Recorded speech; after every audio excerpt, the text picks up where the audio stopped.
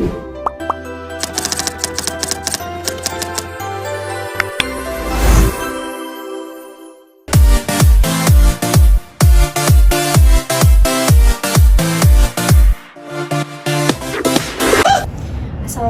warahmatullahi wabarakatuh. Halo semuanya, selamat datang di podcast kami, tempat kita ngobrol santai tentang dunia kesehatan dan teknologi di bidang rumah sakit. Aku Manda Aulia Agustin yang bakal nemenin di episode kali ini dengan tema yang menarik banget, yaitu tentang inovasi dan kebijakan bagaimana rumah sakit beradaptasi dengan teknologi baru seperti AI medis dan sistem monitoring pasien. Nah, hari ini aku tidak sendiri tentunya. Kita sudah kedatangan narasumber spesial, yaitu Bapak Sudianto STMkom selaku Kaprodi Program S1 Sistem Informasi ya Pak. Halo Bapak, apa kabar? Halo juga Manda, baik alhamdulillah. Terima kasih Bapak sudah berkenan hadir. Oke, terima kasih juga sudah diundang ini acara podcastnya. Baik Bapak. Nah, mungkin langsung saja Pak ke pembahasan kali ini. Mungkin yang pertama mengenai adaptasi rumah sakit terhadap AI medis. Nah Pak, saat ini mungkin pengguna AI dalam dunia luar ya Pak maupun dunia medis itu semakin luas. Nah, bagaimana rumah sakit saat ini beradaptasi dengan teknologi AI medis? Oke, sebetulnya penggunaan AI di bidang kesehatan ya di situ ya, untuk bidang kesehatan terutama rumah sakit itu ada beberapa hal, misalnya mungkin digunakan untuk proses diagnosis sehingga diagnosisnya bisa cepat dan akurat, terus membantu optimalisasi dari analisis citra radiologi, juga dapat memprediksi resiko penyakit karena di dalam AI itu kan banyak database yang bisa dibaca atau dijadikan referensi untuk prediksi resiko penyakit, hingga mungkin di rumah sakit itu dapat membantu optimalisasi dari manajemen rumah sakit itu sendiri untuk dapat beradaptasi dengan AI medis. Nah, di sini mungkin PR-nya yang lumayan agak berat, di mana harus ada perubahan yang menyeluruh dari infrastruktur sistem informasinya rumah sakit tersebut. Misalnya selain perubahan di infrastruktur, alur klinis, terus yang paling penting mungkin budaya kerja yang tentunya harus didukung dengan SDM yang kompeten dalam artian melek teknologi. Itu mungkin.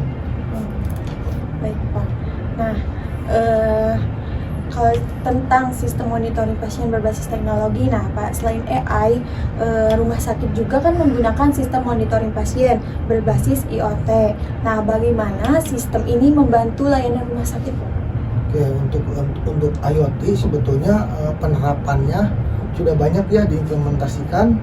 Cuma kendalanya biasanya di infrastrukturnya itu, namanya IoT kan Internet of Things. Jadi kecepatan akses internetnya kan harus tinggi. Nah, di sini dengan teknologi IoT ini sebetulnya memungkinkan tenaga kesehatan bisa memantau pasien itu secara real time, karena di situ di teknologi IoT itu ada sensor yang akan mendeteksi tekanan darah, misalnya detak jantung, suhu, atau saturasi oksigen langsung yang dapat tampil pada dashboardnya perawat atau dokter, sehingga perubahan kondisi di pasien bisa secara langsung atau segera diketahui.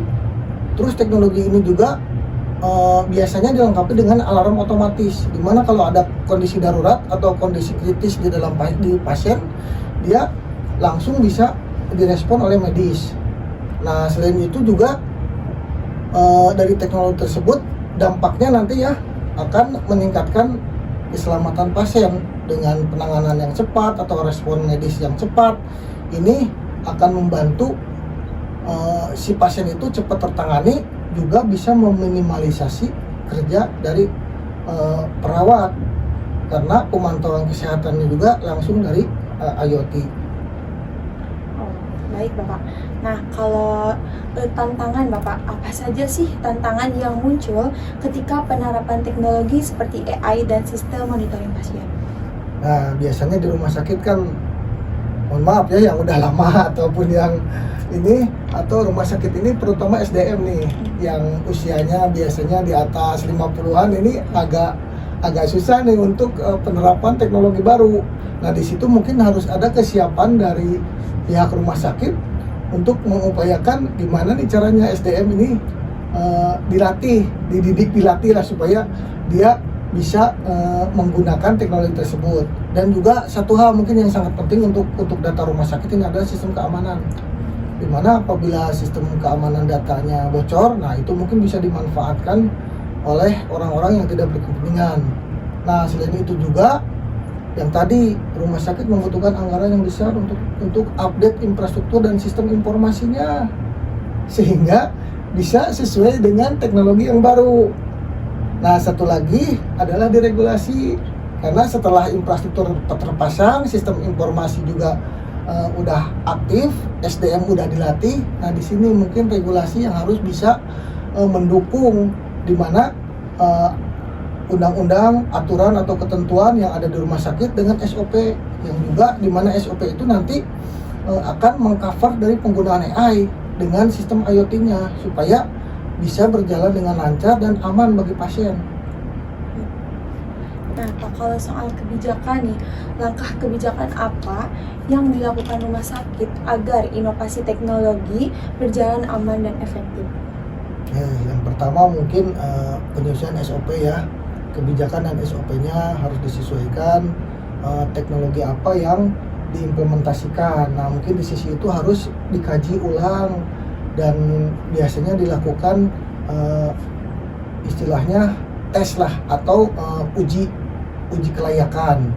Nah, terus SDM-nya jelas tadi harus diberi perhatian, terus diberi pendidikan dan pelatihan lah supaya dia dapat mengoperasikan teknologi yang baru.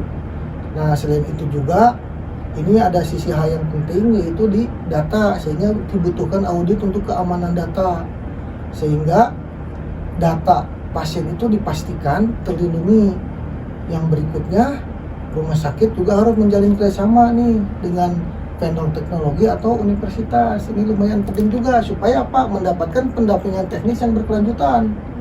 Dan satu lagi mungkin monitoring dan evaluasi secara berkala dari pihak manajerial sehingga teknologi yang diterapkan benar-benar bermanfaat, berjalan efektif dan efisien, juga dapat nilai tambahannya atau value-nya buat rumah sakit. Itu mungkin. Nah, mungkin ini Pak, sesi terakhir ya, apa harapan Bapak terkait perkembangan teknologi kesehatan di Indonesia? Ya, harapan saya sih sebetulnya berharap banyak berharap lah penerapan AI dengan IoT ini bisa diimplementasikan sehingga rumah sakit bisa berinovasi untuk yang tadi kan mengurangi resiko penanganan pasien yang lambat gitu, terus diagnosis yang cepat, terus juga rumah sakit juga harus berani ini mengambil tantangan ini dengan teknologi baru, berani nggak gitu. Yang hal yang tadi kan dari investasi, dari SDM-nya gitu. Di sini kan yang namanya teknologi ini kan bukan menggantikan tenaga kesehatan, tapi di sini mendukung pelayanan supaya cepat dan akurat gitu. Jadi harapannya banyak lah supaya sisi teknologi ini dapat diterapkan menyeluruh terutama gitu. Baik, mungkin Bapak cukup ya pembahasan kali ini. Nah, terima kasih banyak Bapak atas penjelasan yang luar biasa.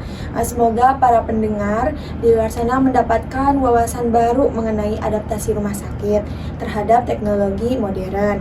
Nah, sampai jumpa di episode berikutnya. Assalamualaikum warahmatullahi wabarakatuh. Waalaikumsalam warahmatullahi wabarakatuh. Sukses selalu Pandai. Ya, Bapak makasih banyak ya.